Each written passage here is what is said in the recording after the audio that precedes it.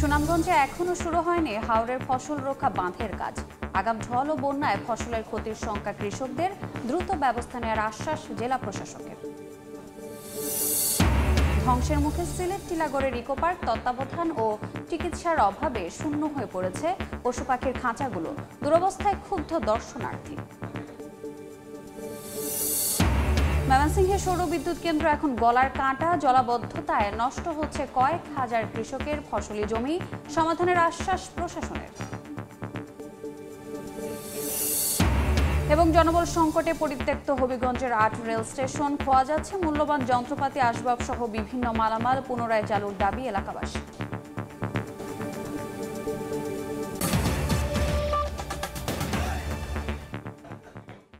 আমন্ত্রণ সময় সংবাদের নিয়মিত আয়োজন বিভাগীয় সময়ে থাকছি সপ্তাহের 7 দিন ভিন্ন ভিন্ন বিভাগের সংবাদ নিয়ে। আজ থাকছে সিলেট ও ময়মনসিংহ বিভাগ, সঙ্গে আছি আমি রোজা চৌধুরী। নির্ধারিত সময়ের 1 মাস পার হলেও সুনামগঞ্জে এখনো শুরু হয়নি হাওরের বেশিরভাগ ফসল রক্ষা বাঁধের কাজ। এতে আগাম ঢল ও বন্যার হাত থেকে সোনালী ফসলের ক্ষতির শঙ্কা কৃষকদের। পানি উন্নয়ন বোর্ড বলছে, বন্যার পানি নামতে দেরি করায় বাঁধ নির্মাণ কাজে বিলম্ব হচ্ছে। এ নিয়ে আলোচনার জন্য এই মুহূর্তে সিলেটের জকিগঞ্জ এলাকায় আছেন সহকর্মী ইকরামুল কবির। তার সঙ্গে যুক্ত হচ্ছেন সিলেট পানি উন্নয়ন বোর্ডের নির্বাহী প্রকৌশলী দীপক রঞ্জন দাস। সরাসরি চলে যাচ্ছে ইকরামের কাছে।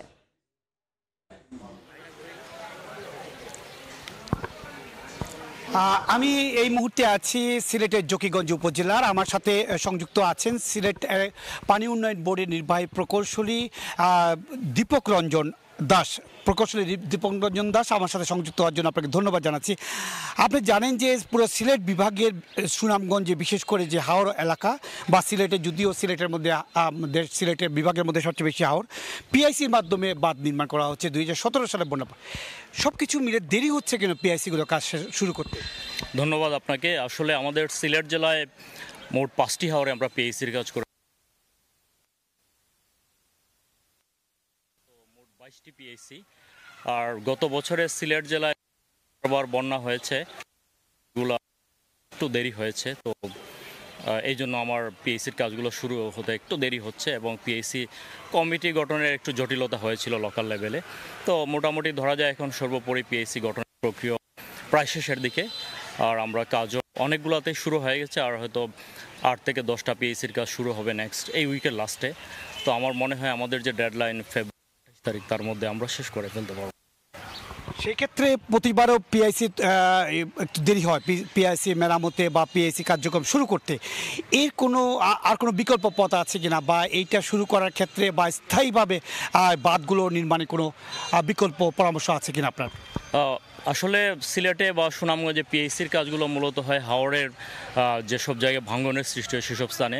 তো আমার কাছে একটা সলিউশন মনে হয় যেটা, যে পিএইসির কাজগুলো যত সময় শুরু হোক, কিন্তু আমাদের লাস্টের দিকে যেটা কমিটি গঠনের জটিলতা। তো কমিটি গঠনের বিষয়টা যদি বর্ষা থাকা অবস্থায়, অর্থাৎ যখনই মোটামুটি একটা অ্যাসেসমেন্ট করে রেখে এই এলাকায় এই পিএইসি হবে, এখানে কমিটিগুলো করে রেখে দিলাম, তখন জাস্ট পানিটা নেমে গেলে আর কমিটি সরাসরি কাজ শুরু করে দিল। এটা আমার কাছে মনে হয় একটা ভালো সলিউশন আর কি। হ্যাঁ, সেক্ষেত্রে পিআইসি কার্যক্রম, ধরেন এবছরে পিআইসির কার্যক্রম 28 ফেব্রুয়ারির মধ্যে শেষ হবে।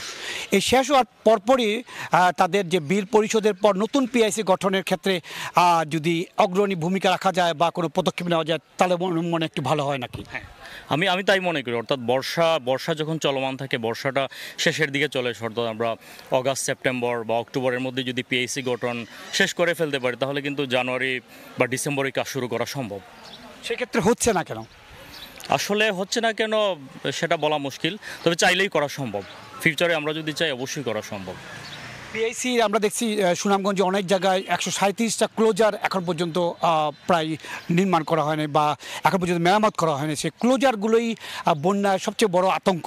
সেই ক্লোজারগুলো প্রথমে নির্মাণ করা হচ্ছে বা মেরামত করা হয় না কেন? এখানে আরেকটা প্রবলেম, যেটা আপনি যেটা বলেন পিএইসি গঠন এবং কাজ শুরু করা, আসলে যেহেতু সিলেট সুনামগঞ্জ একটু নিম্নাঞ্চল, তো যেসব জায়গায় ব্রিজ বা ভাঙন রয়েছে, এইসব জায়গায় এগুলো কী পরিমাণ ভাঙন আছে সেটা নিরূপণ করার জন্য কিন্তু বর্ষা পুরোপুরি নামতে হয়। এটাই একটা প্রধান প্রতিবন্ধকতা আমি মনে করি। তো এইটা যদি আসলে আরেকটু উন্নত প্রযুক্তির মাধ্যমে বর্ষা শেষ হওয়ার সাথে সাথেই এটা অ্যাসেসমেন্ট করা সম্ভব হয়, তাহলে আমার কাছে মনে হয় যে গঠন প্রক্রিয়াটা আরও দ্রুততার সাথে করা সম্ভব হবে। ধন্যবাদ।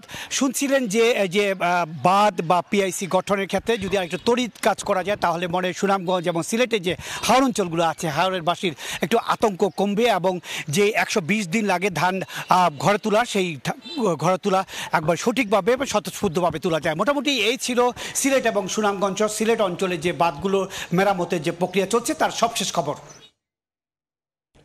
সরাসরি যুক্ত ছিলাম সিলেটের জকিগঞ্জে।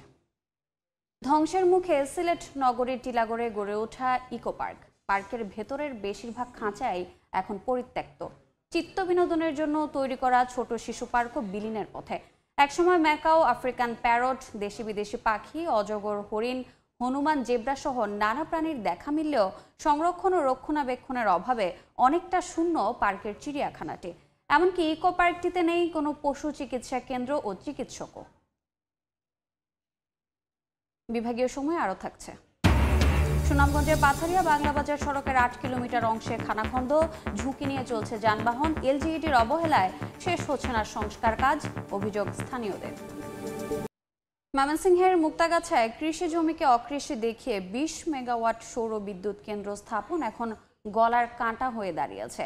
কৃষকের অভিযোগ, শুরু থেকেই গ্রামবাসী কৃষি জমিতে বিদ্যুৎ কেন্দ্র স্থাপনের বিরোধিতা করলেও আওয়ামী লীগ নেতাদের প্রভাবে অনেককে বাধ্য করা হয় জমি লিজ দিতে।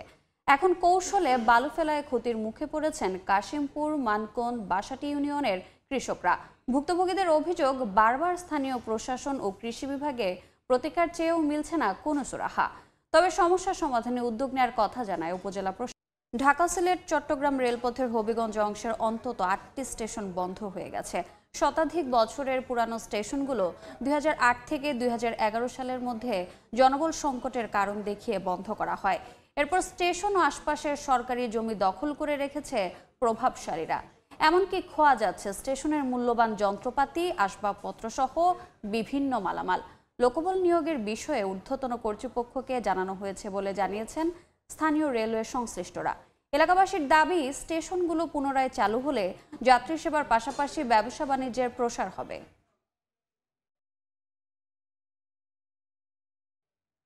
বিভাগীয় সময়ে আরও থাকছে। সরকারি বিধিনিষেধ উপেক্ষা করেই শেরপুরে গড়ে উঠেছে একের পর এক ইটভাটা। 65টির মধ্যে ছাড়পত্র আছে মাত্র 2টির। দায়সারা অভিযানে আটকা পরিবেশ অধিদপ্তর। সুনামগঞ্জের পাথারিয়া বাংলাবাজার সড়কের 8 কিলোমিটার অংশ জুড়ে শত শত খানাখন্দ। স্থানীয়রা বলছেন, সড়কটি নির্মাণের 20 বছর পরে শুরু হয় সংস্কার কাজ। 14 কিলোমিটার সড়কের 6 কিলোমিটার সংস্কারের মাধ্যমে যানবাহন চলাচলের উপযোগী হয়। কিন্তু মুরাদপুর থেকে বাংলাবাজার দীর্ঘ 8 কিলোমিটারে কোনো কাজ হয়নি। এতে জীবনের ঝুঁকি নিয়ে চলাচল করছে যানবাহন ও মানুষ। সড়ক বিভাগের উদাসীনতার কারণেই এমন দশা, অভিযোগ তাদের। তবে দ্রুত সংস্কার কাজ শেষ করার আশ্বাস এলজিইডির। আর সড়কটির সংস্কারে ব্যয় ধরা হয়েছে 20 কোটি টাকা। শেরপুরে কোনো নিয়ম নীতির তোয়াক্কা না করে চলছে ইটভাটা। জেলার 65টি ইটভাটার মধ্যে মাত্র 2টির পরিবেশ অধিদপ্তরের ছাড়পত্র রয়েছে। তবে নবায়ন না করায় শতভাগই এখন অবৈধভাবে চলছে। এলাকাবাসী বলছেন, ভাটাগুলোতে ইটের কাঁচামাল, মাটি সরবরাহ করতে প্রতিদিন শত শত ট্রাক দিয়ে অবৈধভাবে কেটে আনা হচ্ছে ফসলি জমির উর্বর অংশ। এমনকি জ্বালানি হিসেবে পোড়ানো হচ্ছে কাঠ। বছরে 2-1বার ভ্রাম্যমাণ আদালত পরিচালনা করেই দায় সারছে পরিবেশ অধিদপ্তর।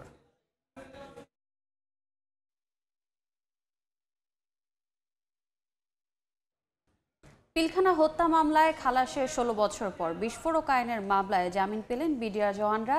এ নিয়ে ব্রিফিং করছেন আইনজীবীরা। সরাসরি চলে যাচ্ছে সেখানে।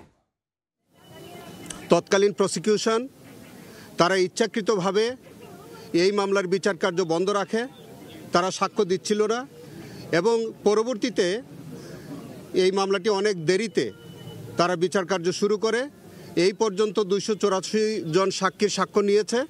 1264 জন সাক্ষী চার্জশিটে উল্লেখ আছে। প্রসিকিউশন টোটাল কয়জন সাক্ষী নেবেন আমরা জানি না। ইতোমধ্যে আপনারা জেনে থাকবেন যে হত্যা মামলাটির মধ্যে 277 জন আসামি তারা নির্দোষ সাব্যস্ত হয়ে তারা খালাসপ্রাপ্ত হয়েছিলেন। 256 জন তারা হত্যার অভিযোগ প্রমাণিত হয় নাই। তাদের বিরুদ্ধে শুধুমাত্র 10 বছরের সাজা হয়েছিল 380 ধারায়। তো এই 256 জন এবং 277 জন আসামি তাদের মধ্যে 30 জন আসামির বিরুদ্ধে সরকার পক্ষে একটা আপিল ফাইল করেছিল মহামান্য হাইকোর্ট বিভাগে। সেখানে 19 জনের মতো তাদের নতুন করে সাজা হয়, যার পরিপ্রেক্ষিতে 277 জন যারা খালাসপ্রাপ্ত হয়েছিল, এখন প্রায় 250 জনের অধিক মানুষ তারা নিচের কোর্টে এবং হাইকোর্টে মিলিয়ে তারা খালাসপ্রাপ্ত আছেন। এবং যে 256 জন যাদের 10 বছরের সাজা হয়েছিল, সেই লোকগুলোর সাজা 2010 সাল থেকে আজকে 2025 সাল, তাদের 10 বছরের সাজা ইতোমধ্যে সার্ভড আউট হয়ে গেছে, যার কারণে তাদেরও আর কোনো সাজা বিদ্যমান নাই। ফলে টোটাল আসামি এখন মুক্তির অপেক্ষায় ছিল বা তারা জামিনের জন্য হকদার ছিল প্রায় 500-র উপরে। আজকে আমরা মাননীয় আদালতে এই আসামিদের পক্ষে, সবার পক্ষে আমরা জামিনের আবেদন করেছিলাম। মাননীয় আদালত আজকে সব কিছু বিচার বিশ্লেষণ করে তিনি একটি অপিনিয়ন ব্যক্ত করেছেন। তিনি বলেছেন যে যারা নিম্ন আদালত থেকে প্রথমে হত্যা মামলায় যারা নিম্ন আদালত থেকে তারা খালাস পেয়েছিল এবং যাদের বিরুদ্ধে সরকার কোনো আপিল করে নাই, এই রকম যারা আছে তাদের সংখ্যাটা হচ্ছে প্রায় 250-র উপরে বা 250। সেই 250 মানুষ তাদেরকে আজকে মাননীয় আদালত জামিনে মুক্তি দিয়েছেন এবং তিনি মাননীয় আদালত আমাদেরকে নির্দেশ দিয়েছেন যে 250 মানুষ এখন জামিন পেল, তাদের জামিননামাটা আমরা 2 দিন পরে দাখিল করব। আমরা ভালো করে স্ক্রুটিনি করে কেউ যাতে কোনো অন্য আসামি যারা সাজাপ্রাপ্ত এরকম কেউ যাতে এসে ভুল বেল বন্ড যাতে সাবমিট না হয়ে যায়, এই জন্যে আমাদেরকে দায়িত্বশীলতার সাথে এবং আমাদের হত্যা মামলার রায়ের কপি দেখে এবং হাইকোর্টের রায়ের কপি দেখে টালি করে যারা উভয় কোর্ট থেকেই খালাসপ্রাপ্ত এইরকম 250 জনের পক্ষে আমরা আগামী 2 দিন পরে যাচাই বাছাই সাপেক্ষে আমরা তাদের পক্ষে জামিননামা দাখিল করলে তারা আগামী 2 দিন পরে জেলখানা থেকে মুক্তি পাবেন। আর যাদের সাজা ইতোমধ্যে শেষ হয়ে গেছে, যাদের 10 বছরের সাজা ছিল, এই সাজাটা এখন আর তাদের নাই। আমরা মাননীয় আদালতের কাছে অনুরোধ করেছি, সাবমিশন রেখেছি যে তাদের জামিনের বিষয়গুলো যাতে পরবর্তী ধার্য তারিখে বিবেচনা করেন। মাননীয় আদালত আমাদেরকে বলেছেন যে আজকে যারা সম্পূর্ণরূপে খালাস তাদের বিষয়টা ওনারা নিষ্পত্তি করেছেন, আর 10 বছর যেগুলো ছিল যাদের সাজা শেষ হয়ে গেছে তাদের বিষয়গুলো পর্যায়ক্রমে আমাদের আবেদনের প্রেক্ষিতে মাননীয় আদালত বিবেচনা করবেন। তো আমরা এরই মধ্য দিয়ে আমরা যেটা মহান আল্লাহর কাছে আমরা শুকরিয়া আদায় করি যে এই নিরপরাধ মানুষগুলো গত 16 বছর যাবৎ তারা জেল হাজতে আটক আছে, তাদের বিরুদ্ধে কোনো অভিযোগ প্রমাণিত হয়নি ইতিপূর্বে, এবং এই যে আজকের যে বিস্ফোরক মামলাটি, সেই মামলাতেও আমরা বিশ্বাস করি এদের বিরুদ্ধে কোনো নতুন কোনো সাক্ষ্য প্রমাণ আসবে না। এবং এইটাও আপনাদের কাছে একটু বলে রাখি, প্রথম চার্জশিট যেটা হত্যা মামলার চার্জশিটে, সেখানে তদন্তকারী কর্মকর্তা পরিষ্কার করেই বলেছিলেন যে তিনি বিস্ফোরকের অভিযোগ মাত্র 30 জন আসামির বিরুদ্ধে পেয়েছিলেন, কিন্তু রহস্যজনক কারণে ওই শুধুমাত্র 30 জনের বিরুদ্ধে চার্জশিট না দিয়ে তৎকালীন তদন্তকারী কর্মকর্তা কারণ নির্দেশপ্রাপ্ত হয়ে আমরা বিশ্বাস করি যে তিনি ওই 30 জনের পরিবর্তে প্রায় 850 মানুষের বিরুদ্ধে চার্জশিট দাখিল করেছিলেন। তো আমরা সেই কারণে বিশ্বাস করি যে এই মামলাতেও অধিকাংশ মানুষ ভবিষ্যতে নির্দোষ সাব্যস্ত হবেন, এই প্রত্যাশা ব্যক্ত করি। আর একটা কথা শুধু বলি, আমার ফ্রেন্ড হয়তো কিছু বলবেন, সেটি হচ্ছে যে আপনারা জানেন ইতিমধ্যে আমাদের এই বিডিআর ঘটনা নিয়ে প্রকৃত দোষী কারা, তাদের মাস্টারমাইন্ড কারা, কাদের ষড়যন্ত্রে কাদের ইন্ধনে এই হত্যাকাণ্ডটি সংঘটিত হয়েছিল, আমাদের দেশপ্রেমিক 75 জন আমাদের যে সেনা কর্মকর্তা তারা যে নির্মমভাবে নিহত হয়েছেন, এই প্রকৃত রহস্য উদ্ঘাটনের জন্য আমাদের জাতীয় তদন্ত কমিশন একটি গঠিত হয়েছে। আমরা যতটুকু জানি যে অচিরেই তারা এই বিষয়ে একটা রিপোর্ট দাখিল করবেন।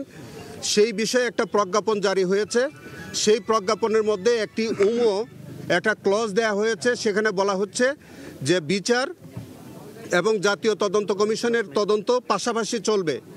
আমরা এই বিষয়টি নিয়ে একটু আপত্তি করেছি। আমরা মাননীয় আদালতের কাছে হয়তো আগামীতে একটা দরখাস্ত দিব যে এই যে প্রভিশনটা রাখা হচ্ছে, একদিকে তদন্ত হবে, একদিকে বিচার হবে, এতে আমরা বিশ্বাস করি, মনে করি যে এতে করে একটা বিচারে কনফ্লিক্টিং একটা সিদ্ধান্ত হয়ে যাবে। এই কনফ্লিক্টিং সিদ্ধান্ত আমাদের ফৌজদারি বিচার ব্যবস্থায় কোনোভাবেই গ্রহণযোগ্য নয়। সেই কারণে ওই প্রজ্ঞাপনটা সংশোধন করতে হবে, অথবা সেই প্রজ্ঞাপনটা আমরা আদালতে আমরা হয়তো এটা চ্যালেঞ্জ করার একটা সুযোগ আছে। তো আপাতত আপনাদের কাছে আমাদের এই বক্তব্য সেটা হচ্ছে যে আজকে আমরা 250 জন মানুষ এই মামলা থেকে জামিনে মুক্তি পেয়েছে এবং আগামী 2-3 দিনের মধ্যে তারা জেলখানা থেকে এই মানুষগুলো মুক্তি পাবেন আমরা আশা করি। ধন্যবাদ আপনাদের। এরকম সংখ্যাটা এরকম হবে, কম বেশি, তবে খুব বেশি কম হবে না, এরকম। আপনাদের অসংখ্য ধন্যবাদ। আমরা একটা বিষয় আপনাদের মাধ্যমে গোটা জাতিকে একটি মেসেজ দিতে চাচ্ছি, সেটি হচ্ছে এই 90 দিনের সময় বেঁধে দিয়ে একটি তদন্ত কমিশন হয়েছে। এই তদন্ত কমিশন কেন হয়েছে? মহামান্য হাইকোর্টের কাছে একটি রিট আবেদনের পরিপ্রেক্ষিতে তাদের কাছে বিশ্বাসযোগ্য হয়েছে যে 2009 সালের এই ঘটনায় একটি ঘটনা ঘটেছে, এটা যেমন সত্যি তেমনি সত্যি ছিল যে এই ঘটনার যারা কুশীলব, যারা ষড়যন্ত্রকারী, যারা পরিকল্পনাকারী, এরা তখন সরকারের আনুকূল্যে তদন্তের আওতায় আসেনি, তারা চার্জশিটভুক্ত হয়নি। এই জন্য মহামান্য হাইকোর্ট যখন এটা বিশ্বাস করেছে, এটাকে আমলে নিয়েছে, সেই মর্মে একটি নির্দেশনা বলে গভর্নমেন্ট একটি তদন্ত কমিশন করেছেন, যেই তদন্ত কমিশন ইতিমধ্যে কাজ শুরু করেছে। তার মানে হচ্ছে আজকে যেই আমরা এই মূল মামলার একটি পার্ট যেখানে আজকে অনুষ্ঠিত হইল, এবং আমরা আশা করছি যে 250-এর অধিক আসামিরা আজকে, নির্দোষ আসামিরা আজকে তারা মুক্তি পাবেন।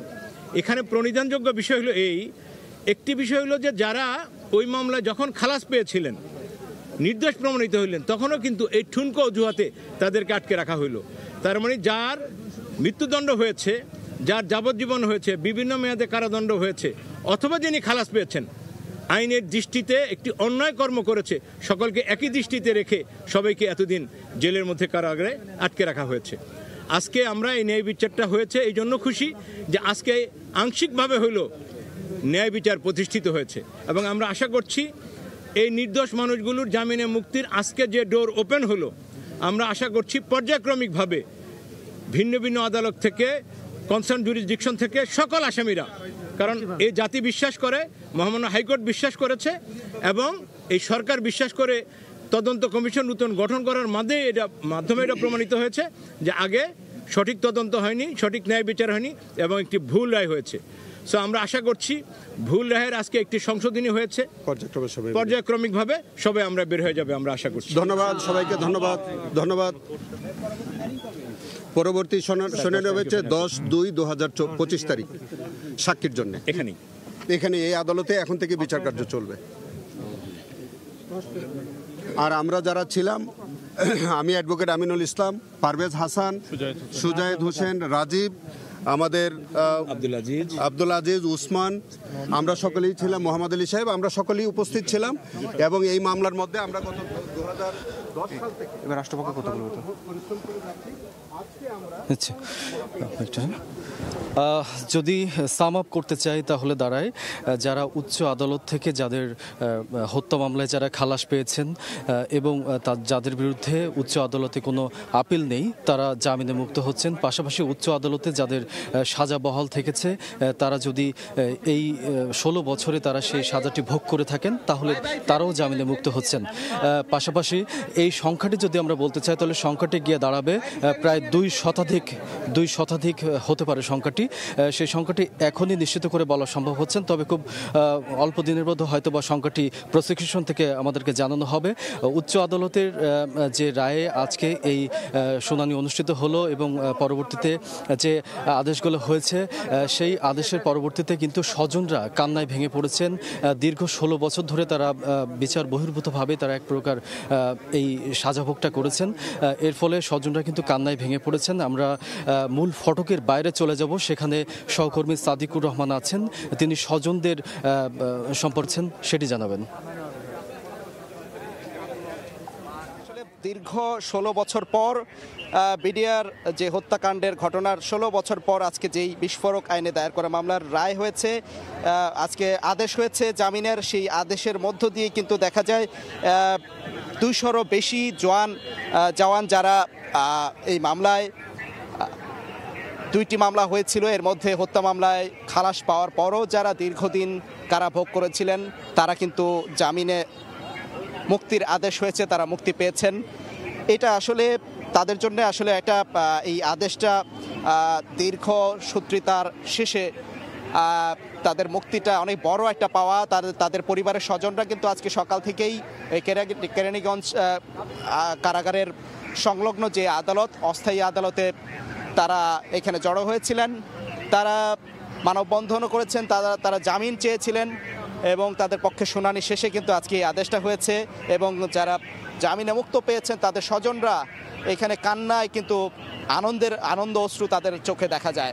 তারা আসলে তাদের সাথে আমি কথা বলেছি যে দীর্ঘদিন ধরে আসলে যে মামলার রায় হয়েছিল 2013 সালে হত্যা মামলার রায়ে যারা খালাস পেয়েছিলেন কিন্তু দীর্ঘদিন কারাগারে থাকতে হয়েছে, তারা একটা মাত্র মামলা, সেই বিস্ফোরক আইনে দায়ের করা মামলা আজকে সাক্ষ্য গ্রহণের পর্যায়ে ছিল।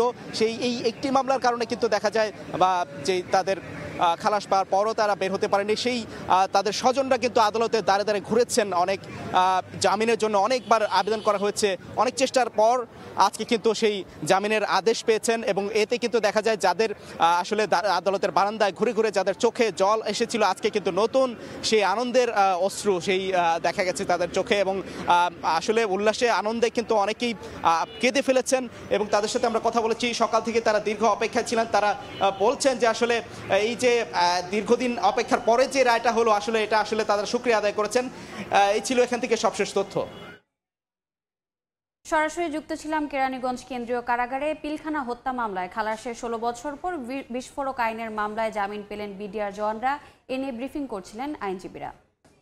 এবার জেনে নেব সিলেট ও ময়মনসিংহ বিভাগের গত সপ্তাহের আলোচিত ঘটনা। সুনামগঞ্জে গত 18 জানুয়ারি জব্দ করা হয় শুল্ক ফাঁকি দিয়ে আনা 900 পিস ভারতীয় শাড়ি, থান কাপড় সহ প্রসাধনী। গভীর রাতে সদর উপজেলার 16 ঘর এলাকায় র্যাবের অভিযানে উদ্ধার হয় এসব পণ্য। এছাড়া সিলেট ও সুনামগঞ্জের সীমান্তবর্তী বাংলাবাজার সীমান্ত থেকে মাদক ও খাদ্য সামগ্রী সহ 2 ভারতীয়কে আটক করে থানায় সোপর্দ করে বিজিবি। সিলেটের বিশ্বনাথে গত 15 জানুয়ারি অনুষ্ঠিত হয় গ্রাম বাংলার ঐতিহ্যবাহী পোলো বাওয়া উৎসব। শীতের সকালে পোলো ও জাল হাতে নিয়ে গোয়াহরি বিলে উৎসবে অংশ নেন প্রায় 3 শতাধিক মানুষ। নির্ধারিত সময়ে বিলে নেমে ছোট বড় মাছ শিকার করেন শৌখিন মৎস্য শিকারীরা।